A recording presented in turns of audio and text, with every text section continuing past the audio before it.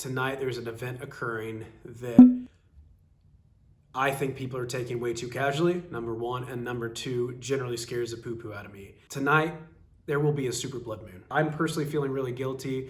We've been really busy with investigations.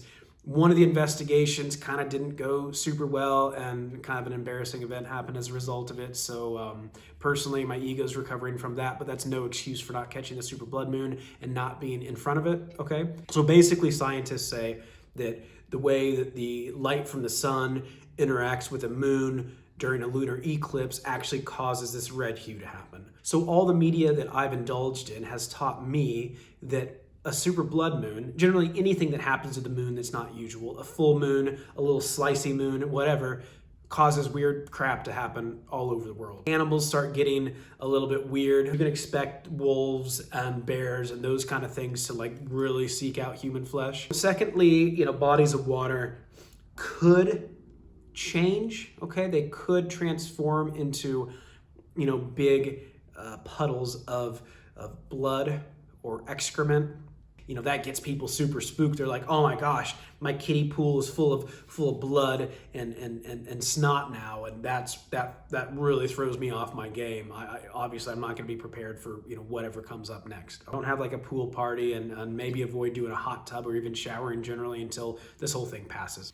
In addition to animals getting kind of spooked and getting kind of wild and crazy, you'll see a lot more supernatural type creatures start to rise up. You'll see more werewolves and vampires roaming around. You may look outside and see a parade of people in like colonial garb and then realize, oh gosh, those aren't people just reenacting, some historical time. It's actually, a bunch of ghosts. Maybe the dead rise. Maybe zombies start roaming around your local graveyard. This is all theory right now because I don't remember experiencing a blood moon, and I've kind of had to like research things like within like really like a fast amount of time. So I don't know. I don't think we could just act like this is something to go out and have a super blood moon watch party with your friends. I don't think we're taking it serious enough. That's it. I know. My whole job here is to give you some guidelines on what to do during these kind of events, and also give you some tips on how you can survive, come out the other end. My number one tip is stay indoors. There's no reason to go outside. Cancel the kids' soccer practice. You can move your Zumba class until tomorrow. I know you want to go and play basketball with your buddy Phil, but you haven't talked to him for 3 months anyway. Why did he want to play basketball tonight?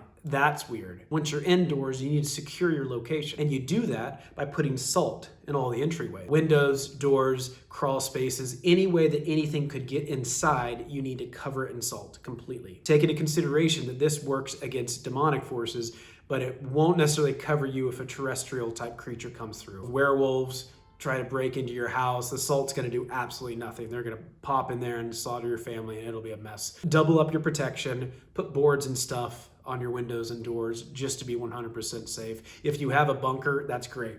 You're already prepared. Then, we've protected ourselves in our homes. We're avoiding the danger. What can we do, from a perspective of prevention? Because to me, prevention's a lot more important than just jumping in there. Honestly, like the magic within our hearts is the best way of pushing back against evil forces that may come, in parallel to a super blood moon rising.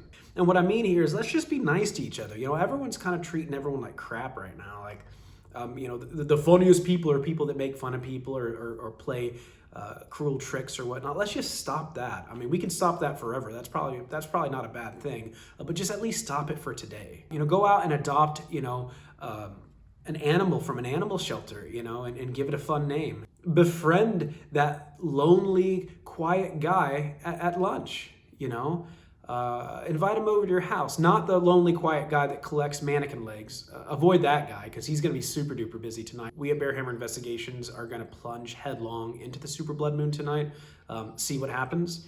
Not unlike Bill Pullman and Laura Dern from the movie Twister. Okay, I think it was Laura Dern, wasn't it? Nah, that wasn't. It was that lady from that show with that guy who's like funny. What's his name? Paul something. He's like funny, but he's also like doesn't really like life, and she kind of puts up with him. I can't think of her name now. But anyway, like Twister, like jumping in there like Twister. I hope a Twister doesn't happen. A super blood moon and a blood twister or a flame twister, that would be horrendous. That would be awful. Be safe tonight. Don't go crazy. You're gonna make it through this. If you believe in yourself, demons aren't gonna be able to do anything to us. That's fine. And that will add into the love magic that we need to, again, shield ourselves. Not unlike a giant barrier, not unlike the ozone. Okay, think about an ozone of love.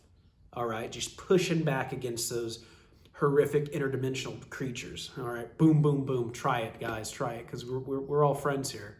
We love each other way too much. Be cool tonight. We'll see you very, very soon. Choose.